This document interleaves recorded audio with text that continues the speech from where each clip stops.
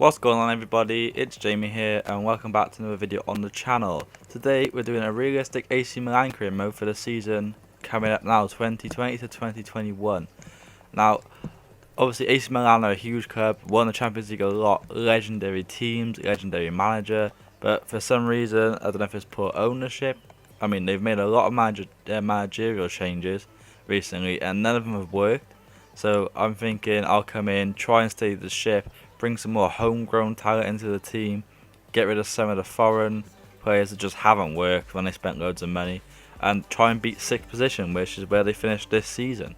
I think that's qualification for the Europa League, but you go through the qualifiers, so it's not ideal for a team that should be competing for Serie A's and competing for the Champions League. Obviously, remember they've had some legendary finals, legendary players. They've got two good players in this team really at the minute, in Donnarumma and Ibrahimovic. Obviously Ibra's like 38 now, he's getting on.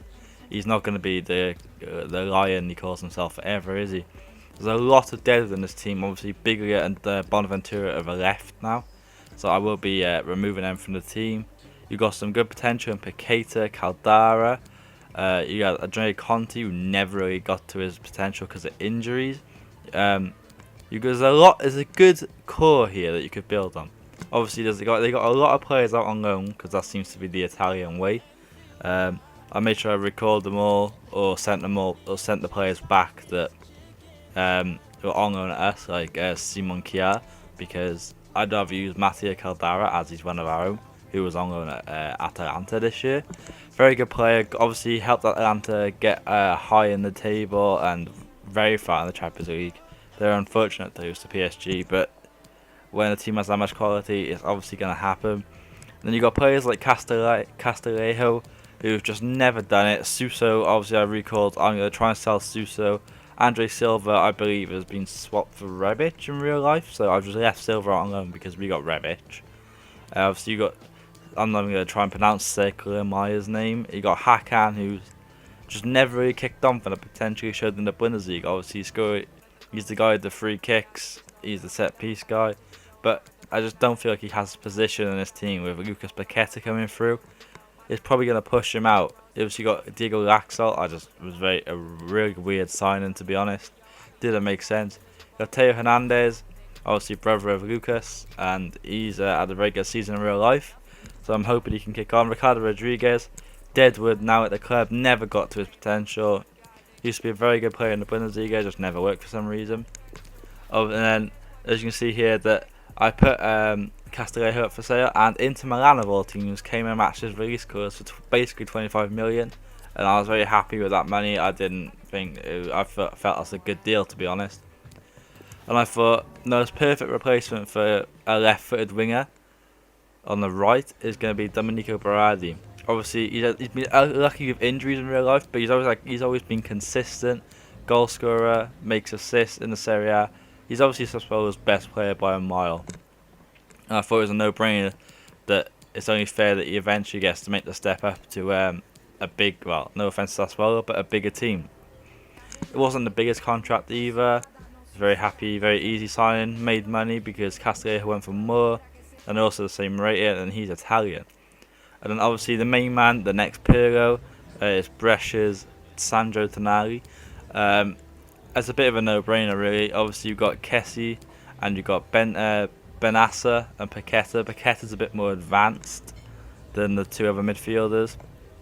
And with Biglia going, there's a hole at the base of that midfield.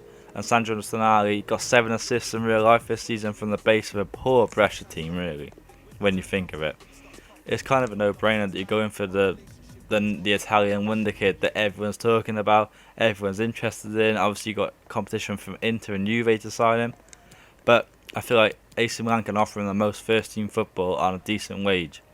Obviously, you can see that with bringing in Tonali, you're gonna have to let another midfielder go, and obviously Benaventura's gone in real life, so getting a decent amount of money from Villarreal is not a bad deal in a way. He's getting on now. He's not in the first team anymore. Yes, he's a good player, but injuries have caught up to him. Another player here is Diego Laxalt, and they're going to sell him because he's just not good enough for AC Milan, really. As you can see, a decent amount of money for him though, 11.5 million from Fenerbahce. It's a no-brainer, and obviously you can bring in some younger, better, faster wingers with more quality for cheaper. Another man that's caught the eye this season in the Serie A is Kumbala from Hellas Verona, who overachieved really. Um, he's not going to cost that much money. Uh, it's just a no-brainer potential. It means you can maybe get rid of another centre back, especially if you sent Kier back out from his loan, then you're kind of a man down. Especially if you sell another one of the older, not as good centre backs. Ricardo Rodriguez to Benfica, a bit of a weird one considering they got Grimaldo, but maybe we go in for Grimaldo in the future. You never know what it holds for AC Milan if they start climbing back up the league. It's the goal here. Obviously, they got very owners that like to invest, but every time Milan have invested recently, it's gone wrong. So I think they should go for the players that are up and coming from the lower teams and try and raid the Serie A and the surrounding nations for the smart players. A bit like what Atalanta do, really, and then just build a system around them that they all work. Because Atalanta are basically the benchmark team in Serie A at the minute for running a business well. Here we go, Max Alcorne. He's my replacement for Diego Laxalt. Can play on the left or right, even filling at left back, which is what Laxalt did as well. Obviously, he's impressed in the Champions League with his work rate and his just determination to win. He was very influential in knocking Man City out the other night. He's not going to cost that much for a guy with potential. Got high work rates, good weak foot, very versatile. You can't go wrong with that man. Obviously, he's joining his Ivorian teammate in Franck Kessié at the team, so we would fit in. He speaks French. I'm sure a few of our players speak French because they're French. And it's a bit of a no-brainer. As you can see here, not the biggest contract. He's not the biggest worry in the world for finance. He's not going to break the bank. We've got a lot of money still in the budget, as you can see here. 34 grand a week. It's a no-brainer. But this is the big marquee signing I'm looking for. It was between Rafa from Benfica and Kingsley Coman from Bayern. Obviously, Kingsley Coman may seem unrealistic, but he's getting linked away from a few teams. He's had history in the Serie A before with Juventus. Didn't really play that much, but I think he wants to be a star man. He's 23 and 84 rated. He's been around for years. He's won everything. He's a born winner. If he can stay fit, he'll fit in. Obviously, with Bayern, they signed Yorosane, so now he's even further down the pecking order because of his injury issues. I think it's time to leave Bayern Munich now, and I think AC Milan's a very good place. He's going to be the star man once Ibra leaves, which is probably at the end of the year because he's probably going to retire. And you need that talisman to turn up. You got a good 7 years if he stays fit of him in his prime. Obviously, he's not the biggest relier on pace either, so even after that, he can still stay and cause damage. Maybe you move him into the midfield, like as an attacking mid. Maybe like a bit like Ribery's doing at Fiorentina. You can see here, Lucas Biglia was also sold. So I think it was for 7 million. Pepe Reina recalled, and I just thought you got Pizzari and you got Begovic. Pizzari is another young prospect goalkeeper from AC Milan. Probably going to be a Donnarumma replacement if they don't start succeeding soon. And yeah, so we Reina went for 2 million. And you can see at the mid-table mark, it's not been great. The signings haven't worked fantastically, but you know, we're 8th. We're only 9 points off Napoli. It's not the biggest mountain to climb. Napoli scored better in 3 games. We're there. We win 3 games. We're there. And you can see here, I thought, our midfield is struggling. So I thought if we can get him for Naby Keita, but Jurgen Klopp just wouldn't budge. I was about 4 million out of budget to get him, but Naby Keita is a definite prospect to sign next season for AC Milan. He's a bit out of luck at Liverpool. If Liverpool are gonna sign Thiago, then he's even further down the pecking order, and you might think I need to go and get first team football. To be fair, if they could get a loan from him in real life, if they can't afford to buy him, it'd be a very smart option.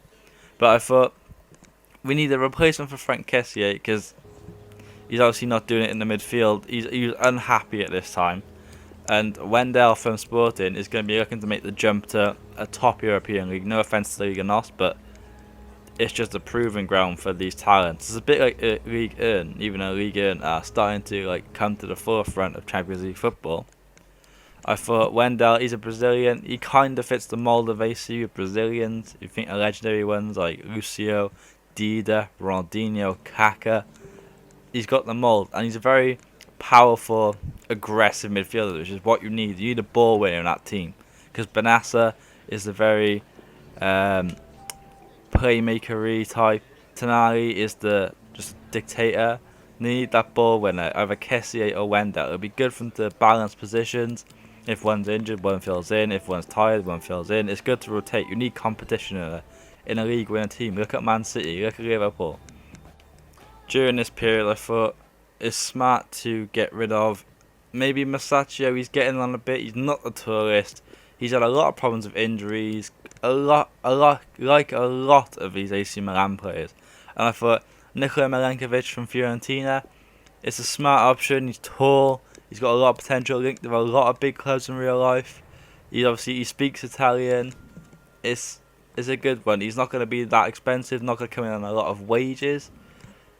And you can also probably get him for cheaper than what you sell Masaccio for, and probably for less money on the wages. And he's Serbian. He's an international. It's a good signing. It fits the mold of what I'm trying to achieve here. The off-league teams where they're taking their best players, taking good players in the Serie A and making them special.